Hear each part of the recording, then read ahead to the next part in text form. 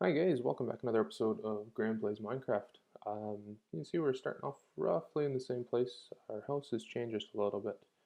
I just spent the morning out collecting a couple of, I killed a couple spiders that were left over and I only got one string out of it.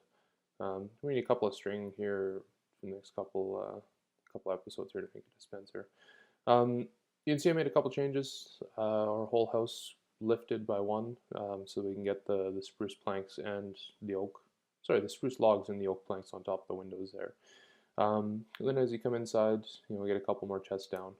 Um, this side's more for items, and this side I got for cobble and dirt and stuff like that. Wow, that is really loud for you guys. Sorry.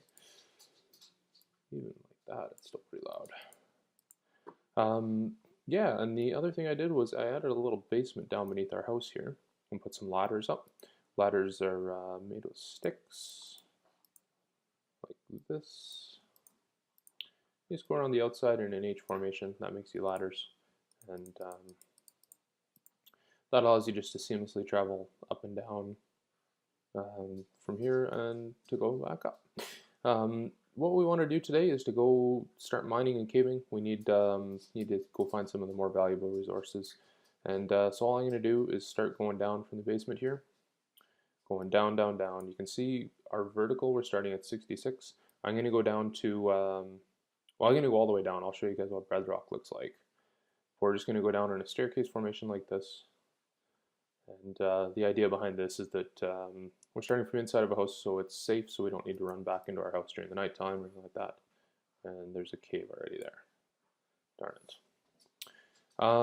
Okay, what I'm going to do, guys, is let's go take a look at this first quickly here with you. This is always kind of a dangerous proposition because there can be monsters right here. So as we head into this cave, we want to get some torches down right away. Okay, so nothing come on that side. And then on this side, we see our first iron. That's good. Okay, anyways, that'll be far enough just to protect us. So this is what iron looks like. You guys remember the coal is black. Iron is kind of this bronzy color, I guess, to it. And yeah, when you break it there, instead of it dropping the way coal drops coal itself, iron drops it as an ore. And then we have to put it into a furnace. And so we have to make a furnace like we do a top, put it into the furnace, use coal to melt it, and that gives us iron ingots. So what we're going to do, guys, is I want to get right down to the lowest level possible. So I'm going to continue our staircase downwards. What I'm going to do is just block this off right about here. So we have a safe area here to work. And we're going to continue down. And what I'm going to do, guys, is I'll go down by myself. I'm just going to take a quick pause, and I'll see you down there. Hi guys, welcome back. We're all the way down to as far as I want to be, and just wanted to show you a couple things on the way down. First is that this is redstone block. That's one of the really valuable materials that we're going to use a fair amount of. And you need an iron pick. So we need to smelt some iron and make ourselves a pick to collect this. If we try and do anything with the stone pick, it doesn't give us anything in return. So I forgot to mention before we come down, you always want to bring yourself some wood with you and some food. Everything else you can find down here, we're going to collect lots of iron, lots of coal, and stone if we need it and stuff. But wood and food are the two things that you really need to bring yourself down. That way you can always make more torches. You can make yourself stuff like a crafting bench, which we're going to want down here. Make ourselves a chest, and I'll explain why in a second, and to make ourselves a furnace, so that we can start making ourselves some iron. The other thing I did here was I went right down to bedrock on this side. This is what bedrock is like. This is an unbreakable material. You can never move this stuff. And it's just to prevent you from falling out of the world. It starts at level 5. Move these so I can show you. So it starts at level 5 and goes down to 0, 1, 0 down there. And you don't really find, you'll find ores in amongst the bedrock, but you don't really find as much as you do up at level 10 and stuff like that around here. Redstone diamonds start at level, the ore can start at level 15, and the blocks themselves can go up to level 16 because everything spawns in a vein like this. Um, so if the vein spawns at level 15 like this, it can go up to 16. And everything's kind of on a bell curve. So your diamonds from 16 to 0 peak at about level 10 here. So level 10, 11, 12, 9, 9 through 12 are your kind of diamond levels that you really want to be focusing on. And the other reason that I said 11 is because of exactly this. Your lava lakes start at level 10. So if you're moving through a wall at level 11, you're never gonna come across lava horizontally because it's gonna flow into you like that. So that's why level 11 is kind of your best bet. The other reason that I said that the other reason that we came down in a staircase like this is exactly for that reason. If you're going straight down, if you remove the block that's under your feet, if you're coming straight down a tunnel like this, you can fall into a lava lake and lose all your stuff. And the same goes for, oh shoot. Oh, that's gonna suck. I don't have my chest placed down yet. Anyways, this stuff is just gonna fall on the ground, and I'll come back down the tunnel and grab it. Yeah, that's that was kind of silly. So as I was saying, the other thing you don't want to do is dig straight up, because if you end up underneath gravel or any of the gravity blocks, gravel and sand, they can come down on top of you and suffocate you to death. So digging straight up and straight down is a big no-no in Minecraft. This is gravel here. So if we move this bottom block, you see the top block comes down on top of it, and that makes it kind of difficult to go straight up. Grab all our stuff back. Yeah, as long as you can get out of a lava lake like that, or you're not anywhere close to it, your stuff just drops on the ground when you die. So it's kind of an inconvenience, but it happens. Everyone dies in Minecraft. So last thing we want to do is put our chest down. And the reason for that is our goal of being down here is to move as much valuable stuff up the hill as we can. Is that all done? That is. And by that, I mean, it doesn't really matter if we get all this cobble up to the surface. We're going to have lots and lots of cobble left over. So having a chest really helps you to kind of prioritize what you want to take up, and allows you to leave just some of the cobble and stuff like that you don't need to bring upstairs with you. Okay, so this actually worked out really nicely because we kind of spawned right next to a cave here. I just blocked it off next to this lava. I just put one bar there so that most of the things can't get through to us. And we're gonna go explore the cave later. For now, I just wanted to talk a little bit about mining. We need an iron pick first. Okay. So like I was saying, your goal for mining is to bring the most valuable stuff uphill as you can. And some of this junk can just stay down here. Doesn't really matter if we get all the cobble and that up. The same kind of goes for your time. You can have 100% efficiency if you move all your blocks in Minecraft here. If we clear out an entire area around here, we're going to find all the blocks that there are to find. This is gold, by the way, the yellow stuff. And it spawns at level 26 or so. I think it's 20, 25, 26, mid-20s there and below. And so coming back to time, if we clear out every block inside a radius here, we're going to find every piece of ore. And especially for diamonds and stuff like that, that's really high on quality efficiency. I don't really know how to quantify that. I guess the point I'm trying to make is that you can find every ore if you really want to. However, your Minecraft world is infinite. If we just continue to break these blocks going in this direction, we're gonna find a lot of ores ourselves, just because we're going to continue along an infinite world, we could go, you know, for days going this direction, and we wouldn't hit any sort of an end. And in that regard, we're going to find ourselves a lot of ore, time-wise. So the thing I'm trying to make, or the circular argument I'm trying to make here, is that it doesn't really matter about if you find every diamond. There could be, you know, diamonds in this wall right beside us, and I don't really care, because I'm going to be mining most efficiently time-wise, so that, you know, my chances of finding diamonds are the highest. So if we mine ourselves in a 2-wide tunnel like this, for every 2 blocks that we take out, so let's go to the end here, if we take out these 2 blocks, we get to see 8 blocks. So 1, 2, 3, 4, 5, 6 are on the outside, and 2 more here. So for 2 blocks moved, we get to see 8 new blocks. Now, what happens if we go back to the end here? If we move these 2 blocks, we don't actually get to see anything, because we saw these 2 blocks from the side here, and these 2 blocks from the side here. So if we move these 2, the only 2 blocks that we get to see are these 2 here. Now, by this logic, if we put these back, if we come over here and we look at this tunnel, we see these 2 blocks here. Now, if we make a tunnel 2 over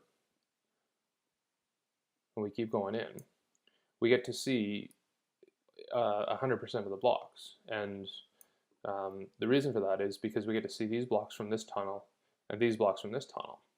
So instead of having to mine out every block in this direction, time efficiency, just for time's sake, if we go over 2, we get to see every block.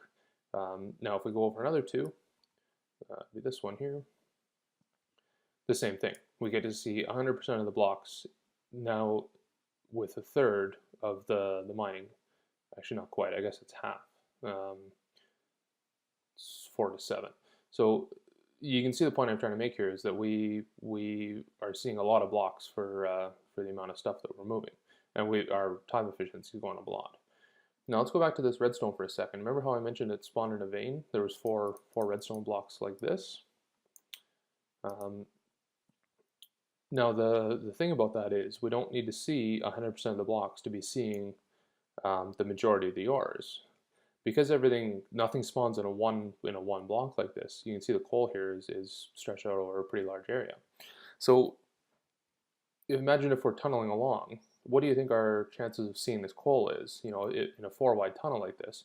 If we're tunneling 2 wide, if our tunnel goes here and our tunnel goes here, we've seen the same vein twice. If you can kind of pick up what I'm laying down there. So the point is, we can not only go from here to see 100% of the ores. If we go from this tunnel all the way over to this tunnel, so we leave 5 blocks in between, block that in. Because your ore veins are usually 2 to 3 wide, we're going to see the vast majority of our ores. It's something like 80 to 90% of our ores by skipping and going 5 wide here.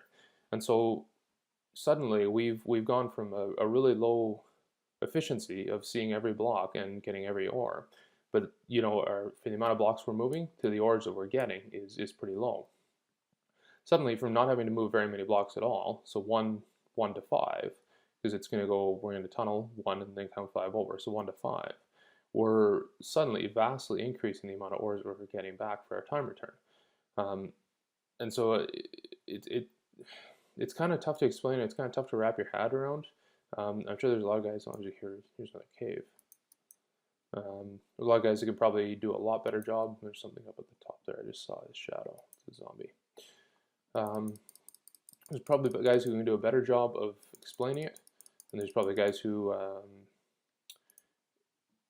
can do a better job of understanding it. But I'm 100% sure that I'm right in that our time efficiency is best served by going in you know, somewhere between 5 and 6 blocks in between your tunnels. And yeah, and so yeah, that's really all I have to say on that, I guess. Just trying to think about whether any way I can better explain that. Anyways, what I'm going to do, guys, is I'm going to spend a bunch of time mining. I've shown you gold, I've shown you redstone. I want to get about a stack of iron total. This 13 is actually enough to make some armor, which would be a really good idea while we're down here. 5 is for helmet. I didn't really explain that very well. With iron here, if you go 8 around the outside, that makes you a chest plate. And 5 in the shape of a helmet like this gives you a helmet, and needs to be iron. But as we put iron on, we can see that we, above our hearts there, we're starting to get some iron value, and that's some armor value. That's really beneficial. So what I'm going to do, guys, is I'm going to spend a bunch of time mining. I'm going to go about every 5 wide here. I'll save these caves for later, and I'll come back with you shortly. The other thing is, you'll notice that I torch on the right-hand side all the time, whether I'm mining or caving. And the very distinct reason for that is as you're heading inwards, your torches are always on your right, and as you're heading outwards, your torches are always on your left. So if you come somewhere you don't recognize, you can just look, oh, torches on your left, that's heading towards home. Oh, torches on the right, that's heading away from home, just so you know. You don't have to do that, but it helps out significantly, because once we get into caving, you can get pretty turned around pretty quickly. So I'm going to spend a bunch of time mining, 20 or 25 minutes, something like that.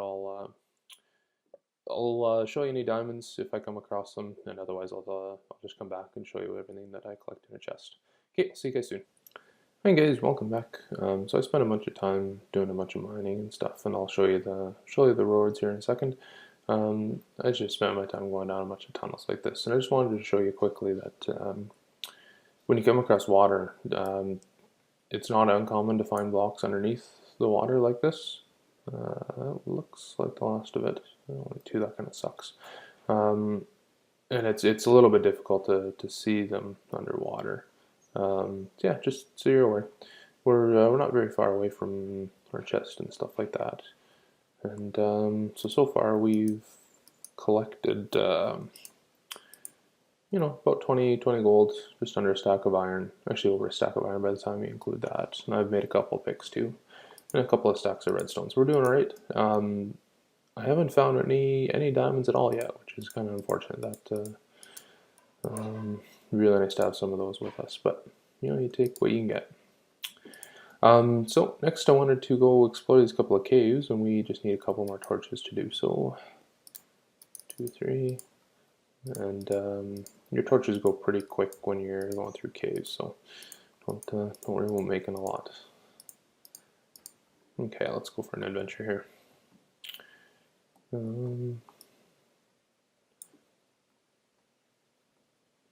Yeah, it's kind of nice to have lava at the end like this, because mobs can sometimes burn themselves.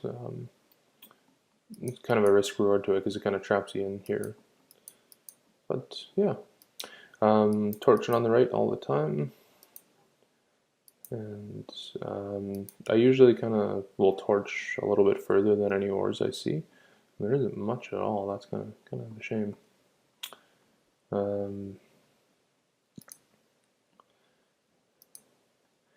Yeah, I'll usually torch a little bit further than I go on, just so that this one I'm going to block off. I'll torch you just a little bit further so that I'm not caught off guard while I'm mining the ores. Okay, let's keep going here.